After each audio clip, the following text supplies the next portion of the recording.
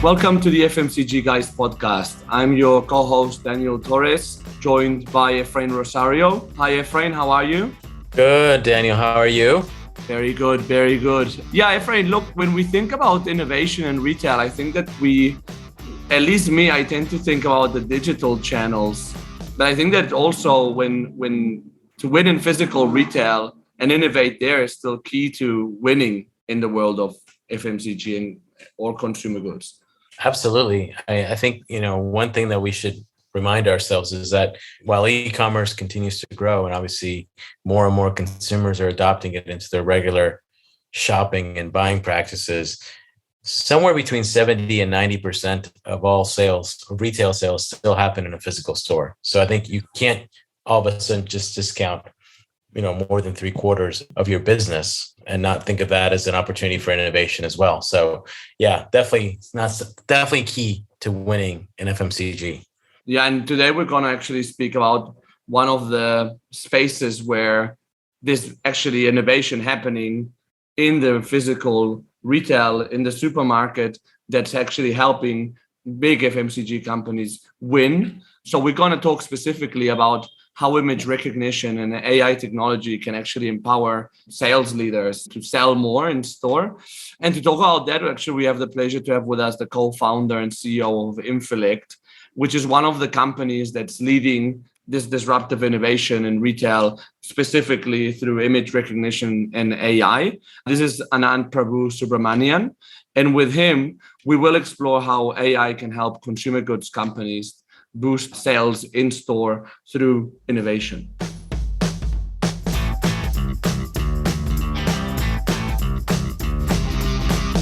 Hi, Anand. Welcome to the show. How are you? I'm doing good, Daniel. Thank you so much for having me here. Hi, Efrain. I'm doing good. Thanks. Hi, Anand. Thanks for joining us today. So before we jump into it, I thought it would be good for our audience to get to know you a little bit. So, and also to get to know a little bit about Infilect as well. So can you give us a quick intro into your background, your experience, and tell us a little bit about Infilect as well?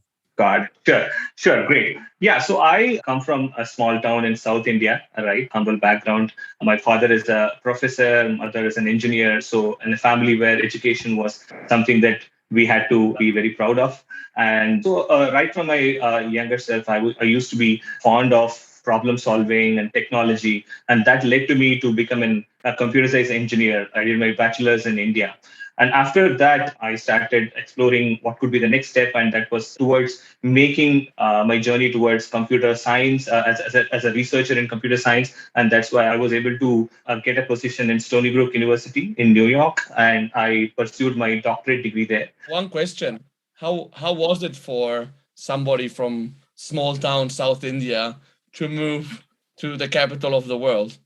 Yeah, it was a fantastic experience. Of course, first time in the US and with completely different set of environment. It was completely a learning experience, I would say, both personally as well as professionally, right? And I was pursuing my PhD there. A lot of fantastic crowd in the school and beautiful place as well. Stony Brook is a beach town and it's a beautiful place in New York, close to Manhattan. So it was a fun place to be there as well. So I did my PhD, completed it in 5 years, which is probably a record time. And after that, I started working in a research lab called Bell Labs in New Jersey. I did my first job there, worked there for about 4 years. Interestingly, I started my entrepreneurial journey as well there because it was a startup inside the labs that I worked on. And that gave me a lot of interest in pursuing entrepreneurship. So after about 9 to 10 years in the US, I anyway wanted to get back to my home country and of course settle here. So that was one of my reason to come back to India. And then after I came back to India, it was pretty much a very, very, I would say, a natural decision for me to pursue entrepreneurship. And that is when around 2015 timeframe, I started Infilect. So just before starting Infilect, I was part of IBM research in India. That was my transition from the US to India. And a blessing in disguise was I found my co-founder in IBM research. And both of us had very strong experience in technology, machine learning, AI, and other aspects. So that way, the simple thought was we as technologists have a lot of experience and strength in solving problems. Why don't we solve some large problem and create a big impact? And that is when Infilect started. And Infilect primarily is about using intelligence, right? I mean, and the whole word of Infilect, I would just do, if you want to look at how we came up with the word, it is infinite intellect. So basically, we came up with something. The concept was to bring in intelligence and then create efficiencies in processes. And retail was one of the very strong domain we had background in, and we saw a lot of big problems to be solved. And that is how we started Infilect, and so far has been having a interesting ride. Daniel, little known fact, Anand is now the second guest we've had on the FMCG guys whose company name is a combination. I don't know if I'll make you guess the other one, but it was Alchemix. Yes. And Arnaud as well, which is alchemy and mathematics. So it's interesting. And Anand, just one quick comment. I think like you said, from a technology research standpoint, I don't think that there's two more powerful names than the two that you mentioned, which is IBM and Bell Labs. I think both of those carry a lot of weight for a lot of people when it comes to innovation, for sure. Got it. Yeah. And of course, I mean, as technology and as a researcher, it was a fantastic experience. And I mean, my pretty much my entire growth happened in these two places, right? And there was a solid foundation that I could get there, and that helped me to start Infilect. And what brought you to start Infilect in a space like retail, which you hadn't like explicitly worked on? I mean, I did have some background in retail, but especially from a problem-solving perspective, one key thing that we wanted to explore was certain large problems that have big impacts, right? And AI and computer vision and machine learning were our strengths, and we looked at problems that where our strengths can create very big impact. And that is how we started exploring. And when we started exploring and start talking to customers, right, we really found there are core problems that every retail brand faces. And at that point, we felt that, okay, this is where we can apply our strength and then create an impact in the world. And doing so, we started interacting with few strong people in the retail domain, and then we brought them as advisors to reassure ourselves that we are solving a very key problem, right? And then also understand that how our strengths can be used to solve these problems. Mm-hmm. And obviously, I mean, the events that we've had in the last 2 years with an unprecedented global pandemic have obviously impacted retail. What's changed in retail post-pandemic? Yeah, I mean, of course, pandemic, where it was a very unfortunate situation that all of us had to endure, and hoping it's an end of the pandemic now. But yeah, let's all hope that, right? But yeah, definitely there are a lot of challenges that this whole pandemic situation has created in the retail industry. I mean, I would say maybe 3 to 4 specific things. Probably the first thing is on the inflationary pricing, right? When right now you see inflation happening pretty much everywhere around the world, and margins are becoming more and more stringent. So how can retail brands and manufacturers overcome this, right? The second is, again, on supply chain shortage. It's not just the post-pandemic thing, but I mean, we see a lot of geopolitical things also happening. There is a lot of supply chain shortage. So out of stock in a store is a huge problem, right? When I as a consumer go to the store, I mean, am I getting the right products in the right time? So that is a huge problem. Third, I would say, is on labor shortages, right? I mean, attrition, labor has becoming a bit more and more, especially in the developed world. And how can retail brands make sure that they have the right field force to go and distribute the right products in the store, right? And finally, this is again a trend, but again, it would also see how it plays out. This is less and less footfall in the stores, right? I mean, people wanted to start thinking or buying products through online channels as well. So all these are definitely key challenges, I would say, that that the pandemic has brought in, specifically for retails and specifically in store retail. Yeah, and well, I can speak from personal experience that for a lot of folks in the brand manufacturing side, those are very top of mind topics, particularly now in this past 6 months, especially here in the EMEA region. Building on the last factor you mentioned there around footfall, I'm curious to hear your perspective on what are the levers that you see based on your work with retailers and manufacturers around what contributes to a successful sale at a store, whether that be physical or a digital transaction. Definitely. I mean, in-store or physical stores definitely need to buck up, right? Because definitely in terms of the experience that they bring in, shopping for people is not just about product, it's also about experience, right? And that is probably the most important differentiation that a physical store or an environment where people can go and experience things can have, like, compared to a digital world. So, I mean, but how do you make sure that among all these challenges that we mentioned, we just talked about, how can stores or brands make sure that they are able to improve upon their profitability, improve upon their revenues, right? So I think very clearly, retail manufacturers as well as retailers have to focus on one, I would say, sales or commercial excellence, right? When how can I get the best bang for a buck? Like for every dollar that you spend, how do you make sure that you're able to bring in efficiencies and then improve your sales in the store?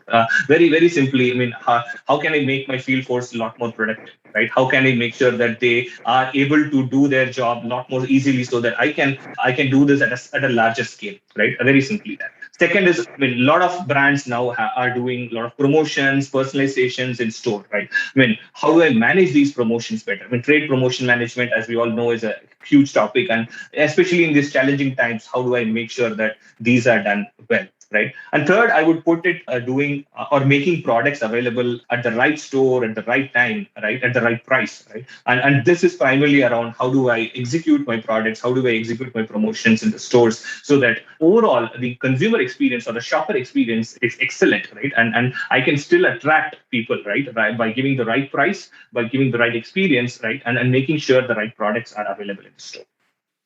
And when it comes into like the actual store, so when you have like product available in the store, Salesforce has checked it, everything seems to be in place. I know that there's other factors that happen within the store. What are the key winning factors in there? I don't know if there's any more that is like very store specific, like how to win at the point of sale. And again, having the right products at the right aisles, I mean, at the right place, right? When I mean, making it so simple for people to discover products in the store. How do I make sure that the shopper can navigate in the store so easily, so that they can reach to the right product and then easily grab the right brand, right? So that is one. And also, how can you give more information about the products? Again, a lot of companies are working on providing better information or educating the consumers or the shoppers on product, right? So overall, I think it is around making it so simple and as well as fun and enjoyable for people to experience the shopping, right, in stores. And I mean, of course, having the right products at the right time is all good. I mean, that is a basic that you have to do. Even that, a lot of brands are struggling with. But on top of that, how do you make sure that the overall experience or the journey, right, from the point that the shopper enters the store to the point they check out and go out the store, it's so simple and fun for them, right? I mean, it's an experience that they have to create, both the retailers as well as the brands. So, like you said, it sounds fairly intuitive. It sounds fairly simple. The right products in the right place at the right time for the right consumers. But we know that executing that on a consistent basis comes with a lot of challenges. And you speak to how FMCG brands are addressing some of those challenges in store, and how are they in essence improving overall effectiveness around things like trade promotion, their Salesforce effectiveness, and some of the other things you mentioned as well. Yeah, see, I think definitely a lot of brands are trying to improve, but majority of the brands or the retailers, I would say, are still not, I would say, fully transforming their processes through digital means. I think technology is a big solution to all this problem. I mean, being a technologist and a problem solver, I would clearly see that adopting a lot of updated or advanced tools and technology definitely can bring in efficiencies in several of these. I'll give you a few simple examples, right? And think about a trade promotion management. Very simply, how do I know the right product gets the right price and the right promotion is executed in the store? Right. I mean, you wouldn't believe that most brands still, I'm sure a friend knows this, a lot of brands still use Excel to manage their trade promotions, right? I mean, this is, even in the developed market. Right. And if you look at a simple planogram checks, I mean, I still see big brands printing planograms on paper, and the reps take those papers and then they check the whether the planograms are right. Right. Or even for retail execution or putting the right products in the right shelf, right? The reps have to rely on manual methods. And again, on top of this, the sales data is in one silo, the execution data is in one silo, the supply chain data is in one silo, right? So how do we integrate all this data, right? So I very clearly see that adopting the right tools and technology can actually help retail brands as well as retailers overcome all these challenges. And of course, and I think the key is bringing efficiencies in every single process, because like I told you in the beginning, right? I mean, making every dollar count and extracting the juice out of every dollar is important. And how do you do that? I mean, and there are opportunities in front of brands, especially through technology. And definitely there are certain brands who are already doing that, and definitely the world is moving towards that. That is my opinion. And for example, talking about technologies, a lot of people are talking about AI nowadays as a bit of like the invisible hand that puts everything together in some way. No, how do you think that AI is playing in, complementing retail operations, but also like the actual business side? Right. I mean, of course, AI is a buzzword. Of course, it's a pretty overloaded word, right? All of us know that. I mean, I have a very, very simple opinion about AI. AI is when we make computers do intelligent activities like humans, right? And by intelligent, I would break it into very simple things. Computers reason something? Or computers, can they learn from the past and then do things right without new training, right? Or they can generalize a few things, right? So these are very simple things that I think a simple definition of AI is, right? And I mean, very simply, we are trying to make automations or a computer to do things that a human can do, right? What can a human can do? A human can see, right? A human can speak, human can read or write, a human can process some data, right? Very simply, these are some of the intellectual activities that we do. And that is where AI comes in, right? To see, the equivalent of seeing is computer vision, image recognition, video analytics, and all these aspects. The equivalent of speaking or hearing ability is basically speech processing, speech synthesis.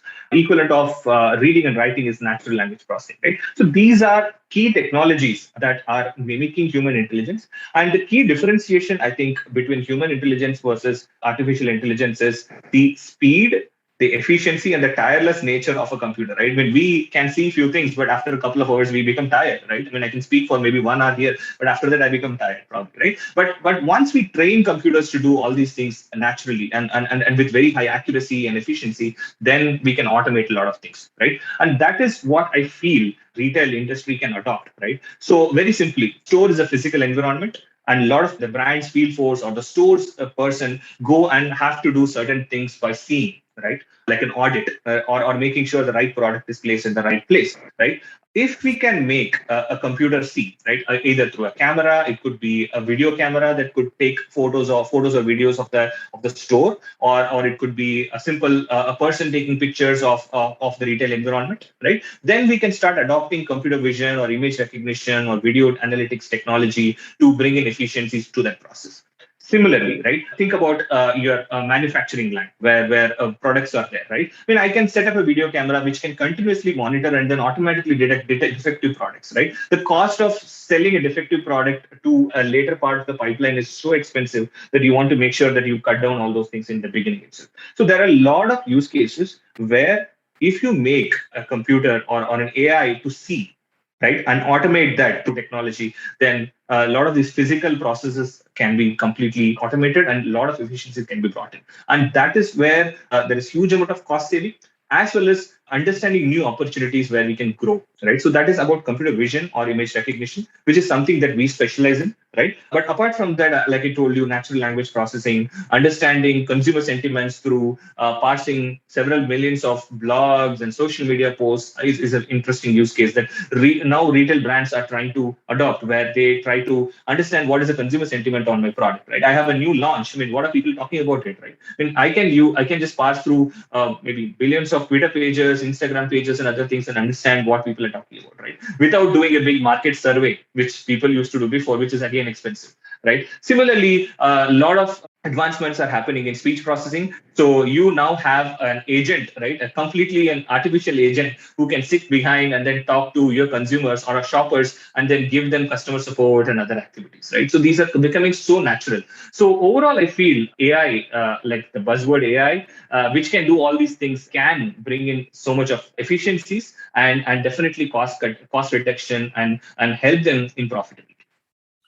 And you're speaking the language of engineers, which is music to my ears. Okay. My old engineering days. So I love that. So you started to allude to how stores are evolving.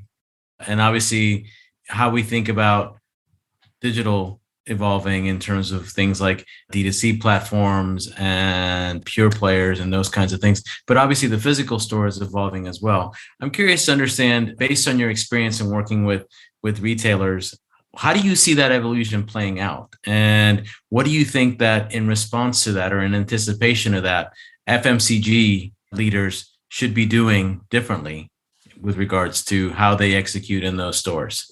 Right, right. I mean, when we talk about retailers, at the end of the day, they definitely want to sell the throughput, right? The sell-through rate has to be more, right? That is how they make money, right? I mean, in a given category, I want to make sure I put products that sell fast, right? I mean, it could be brand A's product or brand B's product. Of course, there could be certain market demand for certain brands. We have market share and all those things. But at the end of the day, as a retailer, I want to make sure that the sell-through rate in my store is high. So that is when I can get better profitability, right? So what is happening is, especially in these days, the shelf is becoming extremely competitive, right? I mean, as a retailer, I have limited space. I need to put the right products that can give me the right profitability.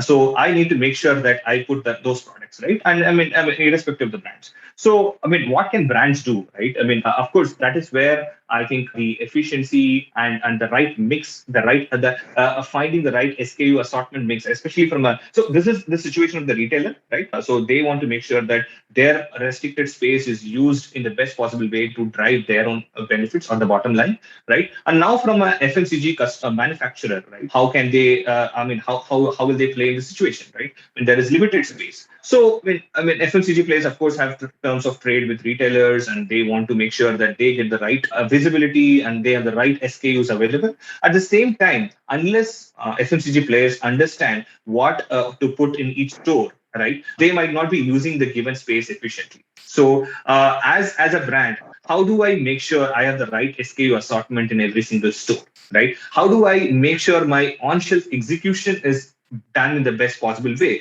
There is so much amount of shopper research happening at brands, so they know exactly, oh, what do I put in the top row or the eye level row or the hip level row or the bottom row, right?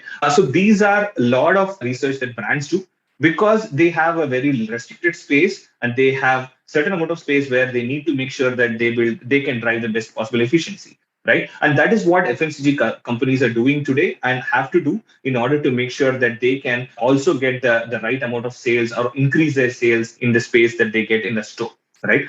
The most important thing is now, of course, all these research and all these things are great, but how do you ensure that it is happening in the store? And that is the big challenge, and that is where I think a lot of brands have to improve on it, right? When everyone talks about a perfect store, how do I make sure that the execution is perfect, right? But again, understanding that, taking actions around that, and making sure that you get the right visibility, you get the right availability is extremely critical. And that is where I feel FMCG brands have to really make sure that they do the right job.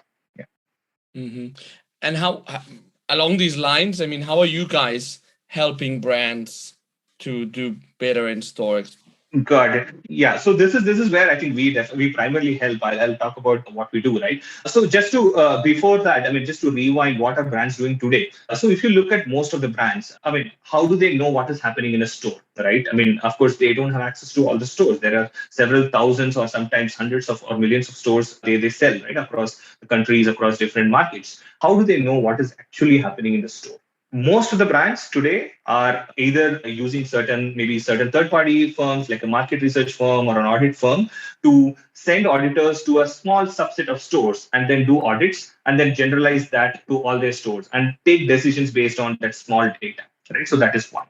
Second, some of the brands are using their existing field force who go to stores to do their sales or merchandising activity and then asking them to do manual audits during their visits and then collect these data and then use it, right? So we have clearly seen and we have evaluated across several top brands that this does not really give them the bang for the buck, right? So it basically, first of all, it is not scalable. Second, it's not accurate at all. Humans make a lot of mistake, especially if you want to count, say, 100 products or 200 products in a huge aisle, right? People make mistakes and they're tired. Sometimes they don't even do the audit. They just write some numbers or key in some numbers in their merchandising app and then go, right? So this is what is the current state. And so what we have done is, can we make this process of data collection so simple and make sure technology can bring in the efficiencies here, can bring in the accuracy, can bring in the speed and everything, right? So what we have done, especially at Infilect, is to help retail brands collect and digitize the retail execution data very, very simply. Right. So what we do is, I mean, as you know, most of the brands send their field force to the stores in a regular basis. Some of them send once in a week, or some few times in a week, or some of the key stores they have daily promoters. Right. So these are people who are visiting stores from on a brand's perspective. So we piggyback on these visits. We equip these field force with a simple mobile application. So when they go to the store, the only activity that they have to do now, instead of doing a huge audit, is to just click pictures, right? And this is a very simple activity, and it can be done by pretty much anyone, right? All of us know how to take photos using a mobile application, or our iPhones and Android phones, right? So it becomes so simple. So the only thing that they have to do now is to click pictures, and it takes less than 5 minutes to do that, right? And once they do, we have a very sophisticated computer vision or AI algorithms or image recognition algorithms that we have built, which can very accurately understand those images, can identify what are the products in those images, and then give a very accurate retail execution insights, like what is the share of visibility, what are the products or the SKUs that are available in the store, do I have the right SKU assortment in this store, right? And now, as you can see, right, this is at a store level, at a category level. This is a lot better than what you can probably get from a market research firm, which probably gives you directional data on a monthly basis, right? And the most important another aspect is, when these photos are clicked, the AI can process this photo in real time. And this is the most important thing I want to drive here, because previously, what used to happen, they used to note down the data. It goes to the head office, the sales directors or the retail execution heads go through this data probably in a month's time and then take decisions. It's all post-mortem analysis, right? And you cannot change things in the store using post-mortem analysis. But think about having all this data analyzed and actions generated in real time. So the workflow now that we have adopted, and several of our customers have now adopted, is using our mobile application. The merchandiser goes to the store, they click photos, and within 2 minutes, they get exact actions that they have to perform in the store in order to improve the visibility and availability of the products, right? So before they exit the store, they get this, so they can actually perform those. For example, if a planogram is wrong, then they can actually fix the planogram and then come out of the store. If the share of shelf is low, then they can actually add a few more products in the shelf and then get a better share of shelf, right?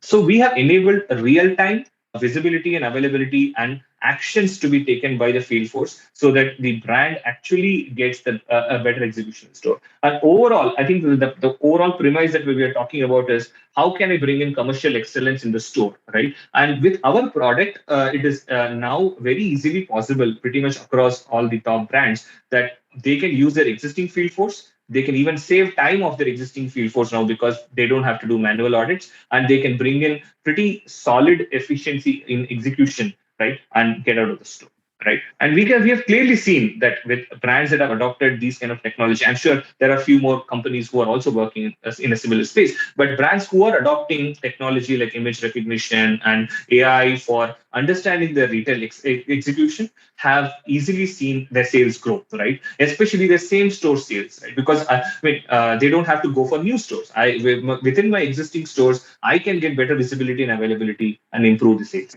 right? So that is what we've been doing. It's awesome to hear you talking about real-time action, because I do think that data and insights are only really valuable when they're put into action. And I think the way that you're explaining it in terms of being able to leverage these AI tools that you all have developed to, in essence, put those recommendations at the hand of the merchandisers who are in store right then and there, so that there's no lag between analysis and recommendation, or let's say outcome, if you will. That's a powerful, powerful value proposition for sure. Definitely. I mean, again, these have not been there before. Again, technology, as you know, is something that is changing day by day, right? And for example, image recognition, probably in a very nice, well-lit store, was probably 70 to 80% accurate 5 years before, right? But now you can get 99% accurate data, or even 100% accurate data with image recognition in a modern trade store. Even in general trade stores, right? I want to also drive this point where even with complex stores, like, I mean, especially in the developing market where you have mini marts or even small stores, right, across Latin America, Europe, or all the regions, right? So this can be applied, and brands can drive efficiencies across channels, right? It doesn't have to be the most well organized modern trade channel, right? So very simply, as a technologist, what I see is the overall AI has tremendously seen transformation in the last 6 to 8 years, right? Especially computer vision. So the technology has improved, the products are there, right? And it's time for brands to adopt them, right? And that is where companies like us are working towards. And one interesting point is, even from our own company's perspective, all these problems are already there. Right? It is not a new problem that we are trying to solve, right? It's an existing problem that every brand or a retailer has. It is now being solved by a much efficient solution, right? Or a product, right? And that is where I think as brands are seeing all these things, and as they see competitive brands probably adopting all this new technology, definitely I think there is a pull from brands on exploring these and then adopting them, so that overall they're able to drive in better efficiencies for their own brands. Yeah. How do you think actual like sales leaders, they get all these insights and all this information, all this data, which is an issue, can be an issue as well. No, we've talked about it in other episodes. Is too much data a bad thing? Of course. Like how can like a sales leader use all these insights that they're getting from you guys to make better commercial decisions?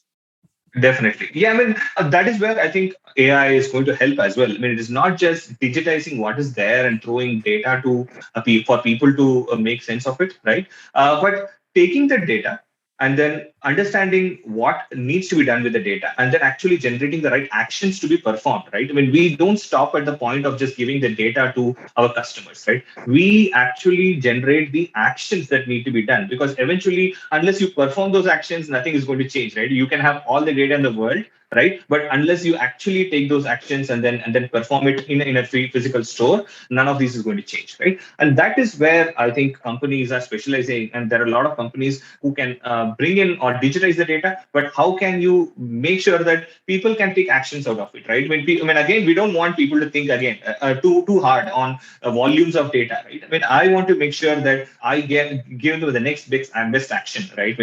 Okay, these are the 5 things that the rep has to do before he leaves, and these are the 5 things the regional or the area sales manager has to do, right? And these are the 5 things the sales director has to do, so that his vision is there, right? So right from the field rep to the sales director, or even the VP of sales, or the chief commercial officer in a brand, we can tell exactly what potentially they can do, right? And these are exact actions that they can perform based on the goals that they have, based on the targets that they have, and what is actually happening in the store. Right. I'll just tell you one story about one of the customers that we have worked, and how they have adopted and changed in the last 3 years. Right. So we started working with one of a large international packaged food brand who used to rely on market research data, right, on a month-on-month basis to take or understand where is their market share, what are the products selling in different parts of the country, where do I need to put my efforts to improve my sales for a certain brand in a certain region. Right. So this is what they've been using. But after they started looking at an opportunity where they can get store level data, right, using a simple technology like image recognition, without investing a lot in additional field force or changing or bringing a lot of change management in their regular merchandising activity, right? They started to get fine grained data pretty much on every visit, right? So they started getting 4 data points a month compared to 1 data point in a month or a quarter, right? But now it is at a store level rather than a city or a region level, right? Now that they started getting this data, right, we were able to work with a brand and then ask them, okay, what is your target? Okay, for this brand, okay, I need probably 20% share of shelf. And for this category, I want, say, 85% on-shelf availability for my products, right? So these are certain goals that we started working with the brands, right? And once we start the real data coming from the field, right, and we started comparing against the goals, and then we created a very simple action plan for the brand to start nudging the merchandisers, also start creating better loyalty programs for the retailers, right? And then keep on improving their metrics. And within 6 months, we could easily see that the brand started seeing better visibility and availability and started getting better profit, right? So overall, I think the story is, once you start seeing what is happening in the store, right? There are very simple possibilities to turn on some of the levers, right? Across sales, across merchandising, across distribution, right? And then improve the same store sales tremendously. Right? And we have seen this and we have shown this at multiple large companies across multiple countries. I love it, right? So as we said a couple of times now, insights to action, but close to real time. That again is a super powerful statement to make. Anand, thank you. This has been super insightful. And I know I've benefited from hearing your perspective in regards to how technology and the role of technology in helping to really think about becoming much more efficient and increasing speed when it comes to how we look at retail execution, both from a retailer, but also from a brand perspective. I want to wrap up with one question. And this is the question that we ask all of our guests. And it's really, in essence, thinking about almost like a career retrospective to this point. So if you could go back and give one piece of advice to your younger self based on everything you've learned over your career, what would that be and why? Yeah, I mean, it's an interesting question.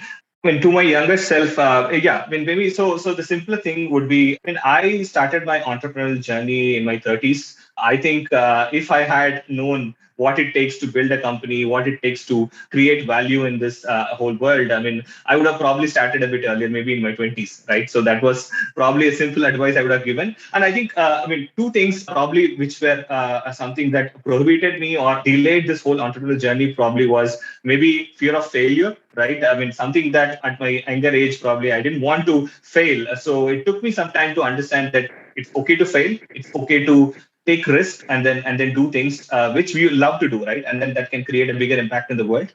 Second probably is on building a better visibility for your own self, right? When especially the power of networking, creating a good network, which can help you in your career, in your future, which probably I could have done in a better way. Definitely, these are some things that I would have told my younger self to say that it's okay to fail, it's okay to build better visibility, be more vocal, and take risk and start creating better impact in the world, right? That's probably what I would have told me myself. Yeah.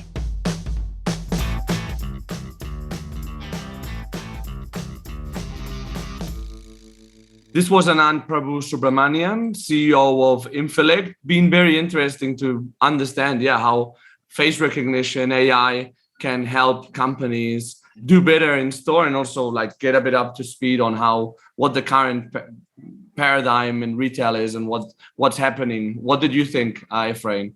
Absolutely. I think Anand is a really impressive individual. And I think what he and his firm, Infilect, have done is impressive in a relatively short amount of time. What I find fascinating is how, one of the things I think you and I talk a lot about is that technology for technology's sake doesn't really deliver anything in terms of business impact. So I think what's really brilliant about what Anand has done is that he's been able to, in essence, his agency, his company has been able to connect new technologies or emerging technologies like AI and image recognition. And he's been able to and his team have been able to, in essence, align that or connect that directly with commercial excellence in terms of being able to drive activation in store. Yeah, no, and also I think that for me, the big learning and reminder is that, we sometimes ironically overlook the physical retail, which is still, I think you mentioned 90% of total sales. Some markets, yeah. Yeah, in terms of like innovation. And sometimes we probably think more that innovation is happening all in digital, and there's actually still a lot more space, especially now with like supply shortages and inventory issues, where you actually tech can still help you win in the physical store. Absolutely. It may not be as well. I mean, the fact that it is technology like AI and machine learning is in of itself a new shiny object, relatively speaking. But I think the fact that you're applying it to address some core fundamentals with regards to your retail business, on the surface, it may not sound quite as sexy, if you will, but obviously super important given the scale of physical retail. The other thing I was going to mention, Daniel, that I really liked about what Anand shared with us was that, well, you know me, that I love simplicity in regards to how we communicate things. And what I loved is when Anand was able to take a topic like machine learning and distill it into some very simple to understand terms for simpletons like you and me, which is talking about see, read, write, and analyze, where C is about image processing, read and write is referring to natural language processing, and analyzing is then taking that and using that to help, in essence, understand and distill into consumer sentiment. So to me, anytime you can do that and you can take a topic as complex in nature as machine learning and explain it in those simple terms, I think that's a win. Yeah, absolutely. No, you're completely right, because sometimes machine learning seems like it's a bit of a black box, and to be able to actually distill it this way is super interesting. Well, yeah, this was super interesting. Thanks again to Anand for joining us today, and shout out to our audience. Thanks for listening again. Please remember to follow us on LinkedIn. We have a growing page there where we share the latest podcasts, all the podcasts, of course, that's still very current and are worth listening to. And yeah, you're more than welcome to contact us directly on LinkedIn or via our website to suggest future guests, suggest topics, give us all kinds of feedback. We'll be very keen to hear from you.